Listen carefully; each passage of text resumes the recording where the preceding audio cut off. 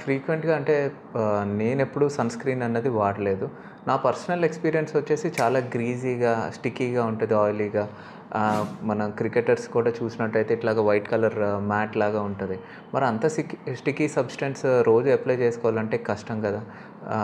మరి what is your suggestion for this? ఇప్పుడు ఏంటంటే కొంచెం 10 ఇయర్స్ బ్యాక్ వరకు ఏంటంటే సన్ స్క్రీన్ అనేది క్రికెటర్స్ వాడినట్టు మొత్తం వైట్ కాస్ట్, అంటే అది ఫిజికల్ సన్ స్క్రీన్, అందులో టైటానియం ఆక్సైడ్ అని ఇంగ్రీడియంట్ వల్ల అలా. ఇంకోటేమో గ్రీజీగా ఉండేవి. ఇప్పుడు న్యూయర్ జనరేషన్ సన్ స్క్రీన్స్కి వస్తే అసలు అన్ని స్కిన్స్కి సెట్ అయ్యేటట్టు రకరకాల సన్ స్క్రీన్స్ అనేది మార్కెట్లో వచ్చేసాయి.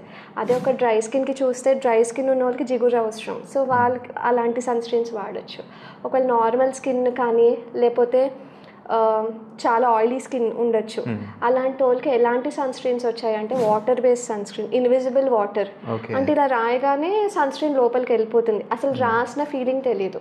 Sun screens for acne skin అని స్పెసిఫిక్గా వస్తున్నాయి. అది ఎంత సాఫ్ట్గా ఉంటాయంటే రాస్తే మనం నిజంగా రాసామా లేదా అని డౌట్ వస్తాయి.